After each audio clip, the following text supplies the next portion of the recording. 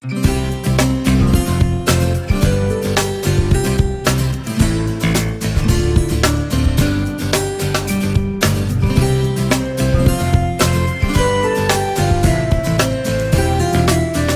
I want to welcome everybody to our first episode. This is the first episode of How to Beat Your Addictions and Live a Quality Life. This, of course, is John Giordano's podcast. John, congratulations on the new show, man. Hey, thanks, Scott. And how everybody? How are you? I'm just sitting in kind of, a little bit of hosting, a little bit of engineering. But, John, this is really important to you. It's important to you that you get the message out to people. Absolutely. People are dying out there. I mean, and this COVID is keeping us locked in, and it's causing addicts to OD. And what the sad part is boredom and stress is a killer for us. So the show, what I think what the best thing to do right now is to talk about is what is addiction? I mean, I wrote the book on how to beat your addiction and live a quality life. But I think before we get into that, as I believe we have to first identify what is addiction. It seems like it makes sense. If you're going to go to battle with something, you want to know what you're fighting. Absolutely. And being a martial artist, I want to know what my fighter is and who he is and what he is. Absolutely. So this is one of those touchy areas, though, because people get a lot of ideas. Whether you're following science or you're following clinical or whether you're just kind of going by your gut, everybody's got their own ideas about what addiction really is. So is there a way to universally bring all that together? Well, there's a simple definition for addiction, is when you continue to do a behavior or a substance in spite of adverse consequences. We call that addiction. Now that can carry over to, I think, let's clear this up first of all. Addiction is not just drugs. No, absolutely not. It's food, it's sex, it's gambling, it's shopping. Like Dr. Blum, the geneticist who I work with, he's the founder of the addiction gene. The way we look at it is RDS, reward deficiency syndrome. Now, what does that all mean? Okay, what that means is a lack of dopamine. Dopamine is our feel-good drug and serotonin that makes us feel good. And that's what addicts and alcoholics and people that have other behaviors are searching for. That energy, that buzz. We chase the buzz. We always want to chase the buzz. And what do we want? More. Okay? And that's what happens. So we call it RDS because it's not just about drugs and alcohol. All these other addictions come into play. And not only that, and they're all based in depression and anxiety. Because when people get depressed, and when they have anxiety, we look to medicate, whether it be a pill, a substance, or a behavior or whatever. And the funny part about it is we know it's not right. We know that we shouldn't be doing that. And it's almost like something else takes over. And all of a sudden, all that goes out the window. And then we just say, screw it. And we do it, and then we feel depressed about doing it, and then we go into depression again, and then to get out of depression, we do it again. It's a vicious cycle. So let's go back to what you said at the very beginning, which is, despite the negative consequences, people will continue to use the drug, drink the alcohol, the sex, the gambling, food, whatever it is, even though they're facing consequences, they'll still keep doing it. I think the question everybody has, especially parents out there, is why? Well, why not look at it and say, this sucks? I looked at it and I used to say it sucks, and I did it anyway. So, and I guess maybe that's not a question that could be answered simply, but I think a lot of parents and families out there are stuck with that. They don't understand why. It's easy to say all day they're addicted, but is there anything you can tell them that would help them to understand why? Well, there's multiple reasons that people use substances or behaviors. And what some of it is, it's childhood abuse, trauma. We say low self-esteem. Well, where does low self-esteem come from? It comes from our experiences in life, that we feel like we failed, or we didn't live up to mom or dad's expectations, and we carry that with us. And then there's the other side, the medical side. And that's the side that, unfortunately, we don't look at as thoroughly as we look at the psychological part. Now, you got genetics, and people are predisposed for addiction. That doesn't mean if they have the gene, which there is a gene that Dr. Blum founded and Ernie Noble, I think it was in 1976. That would be the DRD2 gene with the A1 allele if they want to look it up. Absolutely. Yeah, That's yeah. the DRD2 ALE1 gene. And it's for real. Now, it doesn't mean because you're genetically predisposed for addiction that you're going to be an addict, because there's such a thing as epigenetics. Now, what is epigenetics? That means the social environment can change what we call the gene expression. So that's one piece. Now, you see, it's just like our planet. Our planet is, everything is entered together. It's like, how can you say it? It's Everything's connected. I mean, everything's interconnected. Right. Thank you. Yeah. Everything's interconnected. Okay. If one piece breaks down, it affects 9 other pieces. So it's the same thing with us. If we have a low thyroid, let's say, low thyroid causes depression and can cause anxiety. All right. So what happens now? If you're predisposed for addiction, all right, you look to medicate it. Some people take Xanax. Some take SSRIs, Prozac, Zoloft, Wellbutrin, whatever. Okay. Other people use cocaine, heroin, whatever. All right. Or sex addiction, or shopping, or they start eating themselves into oblivion. It's just we're looking to medicate ourselves. So what happens? It's a rush. Like early on, when I did real well with my treatment center, I'm a shopaholic. I started shopping for stuff I don't even need, but it was a buzz. It was like felt good to go out there and buy stuff that I don't really need anyway. But at the time, I needed it. Things like that, Scott. Right. Well, that makes a lot of sense. But that's awful complicated. I'm wondering if now I know that they've done studies where people with lower levels of dopamine and lower levels of other chemistry in the brain were like 80 to 85% more likely to be addicted to substances because of the low chemistry. Right. We get that.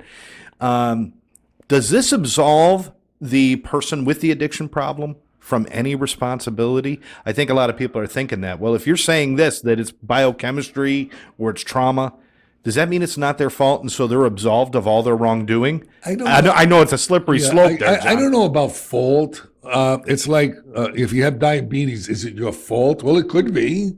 You don't eat right and things like that. Or it could be that your pancreas is not working right and insulin is not being produced properly. So what is it's like, what comes first, the chicken or the egg? Right. What the bottom line is, before we can get into the next, we're going to have a series of this and how to beat these addictions. I think we have to first understand what it really is, the drivers of this, and then we could come up with a plan that we have in this book. Okay, which I interviewed 200 addicts and alcoholics and people that are eating disorders and all kinds of addictions. I wanted that are in recovery. I wanted to know what they did and how they maintained their recovery, because just going into recovery doesn't mean you can maintain it. You have to it's like exercise. You can't work out for a month and expect, I'm in shape now, so I don't have to work out anymore. No, it doesn't work that way. All right, so I interviewed them, and then I got what they did, and I put it in this book. Then I interviewed people that chronically relapsed. I want to know what they did or what they didn't do. And it was amazing when you see all that. And then I put that into the book. Then I put my own personal experiences into the book.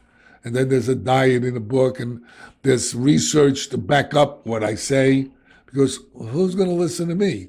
That's what I always thought, until I hooked up with over 30 universities with scientists and researchers, how God blessed me to do that, and Dr. Blum. And I wound up in 73 medical and scientific peer-reviewed journals, which I'm still in shock. We did a lot of research. I wanted to know what are the core issues of this disease, not just the to make it to cover up the symptoms with medications and things like that. I want to know what's driving this. You know, you have a headache, so you take ibuprofen or an aspirin. But why do I have the headache? And how do I prevent it from happening again, if I can? So these are the things that we're going to talk about. And if you really want to learn about addiction and what it is, look, I'm a recovering addict. I'm coming up on 36 years in recovery. But let me tell you something. I struggle too. Okay? I don't care how many years you have. All right? You know, they're always saying in Hollywood that you're only as good as the last thing you did. Yes. Right? Yes, absolutely. So it's the same thing with recovery. Just because you have all these years doesn't mean you can't fall into those dark spaces.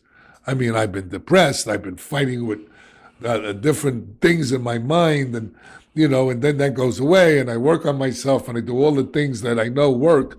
Okay, but it's a struggle. It's not. I'm not going to tell you you're not going to struggle. You know, life's a struggle, but it doesn't have to be bad. It can be good. The struggle probably more so now than it has been in the previous years because of the quarantine, because of the COVID-19, because of the stress of people losing jobs and the money problems. The struggle is even more so for people, whether you're not in recovery yet or early in recovery or even a long time in recovery. There's triggers everywhere, right? Absolutely. You know, I go through it myself. With, you know, I always just say when people say I'm bored, I say because you're boring. Yeah. And, you know, and, you know, I've been bored. I've been, you know, I was used to with my treatment center, I was working like 7 days a week and I was really enjoying everything I was doing. And all of a sudden, when I sold my treatment center, it all like went away. Right. And, you know, and then, yeah, it was a nice journey, a nice high, you know, running around and doing the things I couldn't do before because I didn't have money. But that wore off, buying stuff that I didn't need, you know. And now, like even today, okay, I struggle with some things and, you know, my boredom and what am I going to do? And I'm getting older and I'm going to myself, well, what the heck am I doing? Why am I talking this way? What's going on? You know, COVID-19 really, really, really messed a lot of people up. I'm sitting home all day long. My wife has a kidney transplant.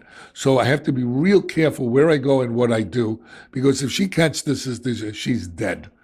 And my wife, I love her more than anything in this whole world. I never met a woman like this. I'm with her 25 years. She's incredible, and she rebalances me, you know. And unfortunately, we can't go to face. I'm a person that likes to be face to face with people. Yeah, yeah. I'm not saying, you know, the Zoom meetings are bad or good, but for me, it's not the same. And I think for a lot of people, it's not the same. But, you know, we always can say it's better than nothing, which is true. It is better than nothing. But, you know, the bottom line is that I get a certain energy being around people. And I don't feel that with the computer, to be honest with you. And the thing is that I learned that I have to keep myself busy, because being not busy in my head is a bad place to hang out. Absolutely. And I don't care how many years you got. That's baloney. Okay.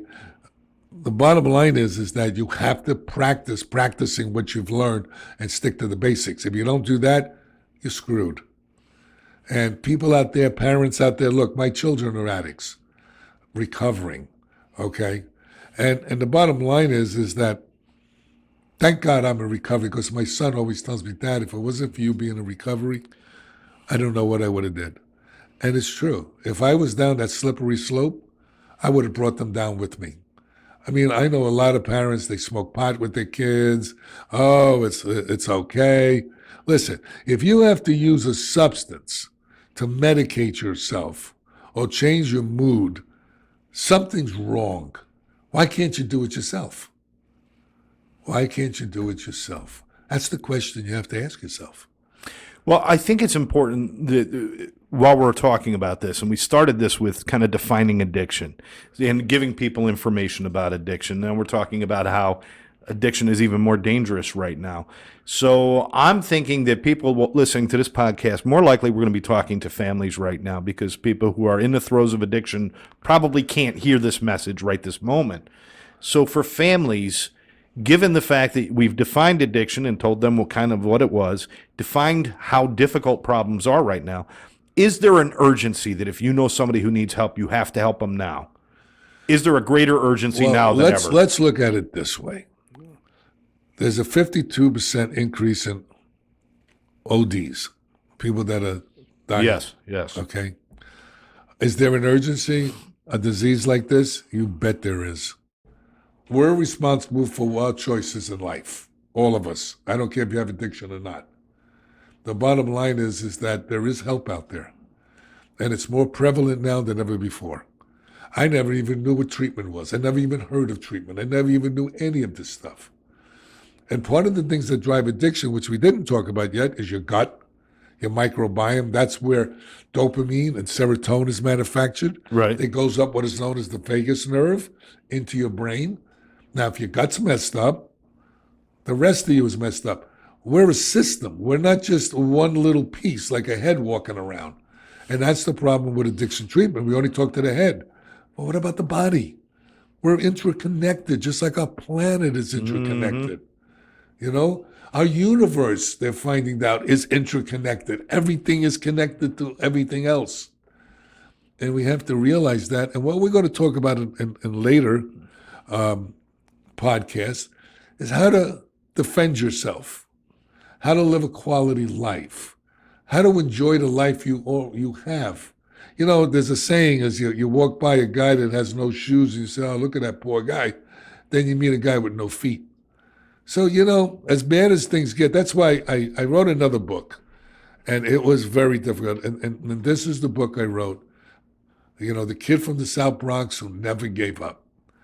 And the reason I wrote this book is to help motivate people, to show people that all the things I went through in my life, you know, just like many addicts, have all similar stories. And, you know, how I came out the other side and how I went from homelessness to becoming a multimillionaire. I never thought I would be any of those things, homeless or a multimillionaire. All of these different things, how I got into recovery and how it changed my life, how I went back to school. You know, there is a way to beat addiction, okay? But you have to learn how. It's like fighting. You know, being a martial artist, you know, you have to teach people how to fight. First, you have to teach them how to get rid of, you know, how to face their fears. You know, fear is a good motivator, but it's also a good debilitator. It all depends how you look at it. And what I do my best to help people with is show them that it's okay to be afraid. It's okay to believe that you can't get out of this deep hole that you're in. But what you got to realize is, and I don't know if people out there believe in God or not, I certainly do, a God of my understanding. And what I believe in is that there's a power in this universe that helps to guide us if we tap into it. If you tap into despair, all you're going to get is despair. And if you tap into the light, you will get the light. And that's what I wrote about. And I wrote about my life and what happened when I was writing the book. I'll be honest with you, I started to get depressed. I started to look at all the things that I did and all the missed opportunities. And here I am in recovery all these years, and I went all the way back to where it started and looking at myself, and I was disgusted what I was seeing. But I realized that that's what brought me where I am today. And that's the important part. Not where I was yesterday, Scott, where I am today. And that's what I want to bring to other people is hope. Look, we do horrible things as addicts. Even regular people do horrible things as regular people. But we don't have to stay that way. We can change.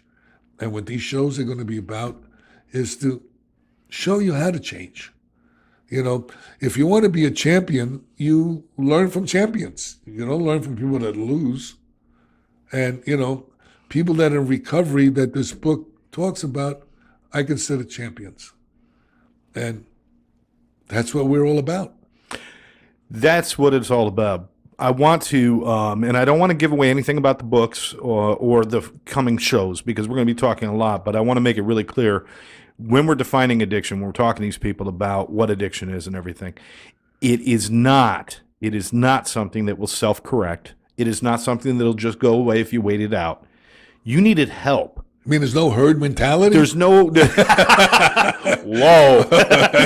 Yeah. But it doesn't just happen. John, it just didn't happen for you. You had to do a lot of work and you had to put your head down. You had to get to work and get it done.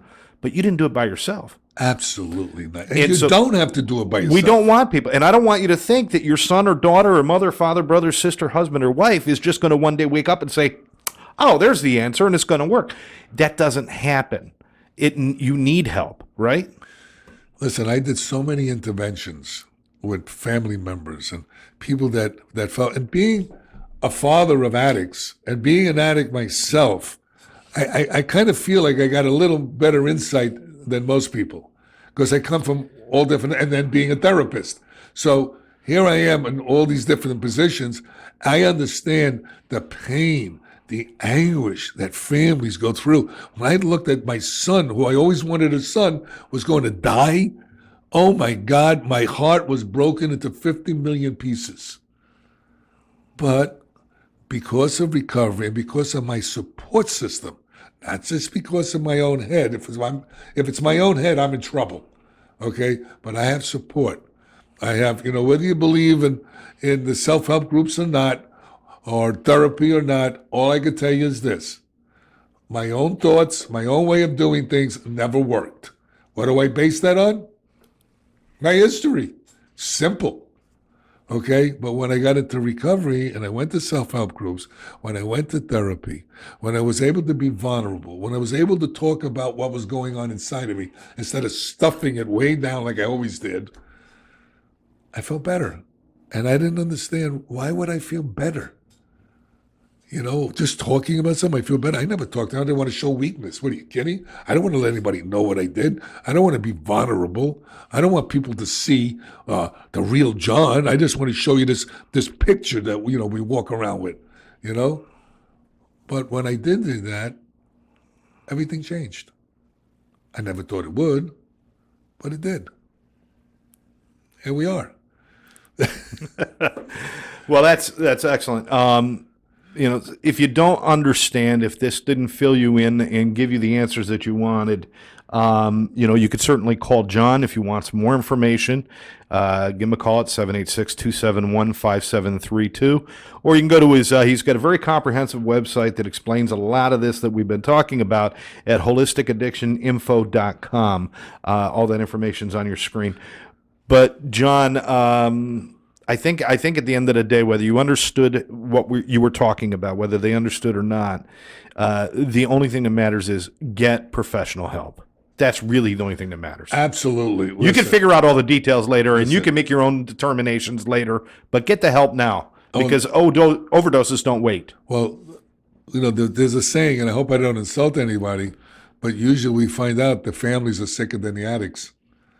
And that's the problem with enabling and codependency and trying to give the addict, maybe we'll buy him a car.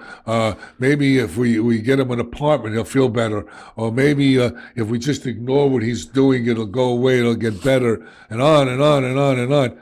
I call it loving the addict to death. I've seen it many times. I remember I had a couple in my office, and their son was going through a lot of issues with his addiction. And I says, look, you bought him a car, you're killing your son. Oh, no, I don't understand what you're saying. He's getting better. No, he's lying better. He's not getting better. Right. I says, if you keep this up, I believe from what I'm hearing, he'll be dead in a couple of weeks. They said, how dare you say that? How could you say such a thing? I says, because I've been doing this for 30-something years. I think I know a little bit. 2 weeks later, Scott, I swear to you, 2 weeks later, the kid OD'd. The parents came to me and they go, John, why didn't we listen to you? We thought you were just so insensitive. And so I said, no, man, I was trying to save his life and yours. Probably a time you would have liked to have been wrong. You know something? I hate being right when it comes to this disease because when I'm right, people die. That's not what we want. We want people to get help. Podcasts like this, John's podcast here, How to Beat Your Addiction and Live a Quality Life, is one of those ways. Information is power. If you have the information and you have the resources, you can accomplish anything, right? Well, knowledge is power, but action is where it's at. So we're going to be talking about all kinds of topics moving forward. John, you touched on some of them. Probably we're going to do some shows dedicated not just to the people with the addiction problems, but to their families and how they can get help for themselves and how they need help as well. Let me tell you something. I mean, the family unit gets really sick from one addict, can really mess up a whole family. It's amazing. After the addict gets in recovery, gets clean, and the family doesn't work on themselves too, they can suck the addict right back into the same disease that they had. It's amazing. The family needs to go and get help. So does the addict, because it's just like COVID. If you have COVID, whoever you're around, you're going to infect. Same thing. That's right. That's right. So we encourage you to keep watching our show. John, great job, my friend, as Thanks, always. Scott. As always. And God bless all of you, and I hope we got through to you. And, this is only about helping you, like I got help. John will be back here shortly with another episode. Make sure you join us right here on How to Beat Your Addiction and Live a Quality Life. Thanks for joining us. Thank you.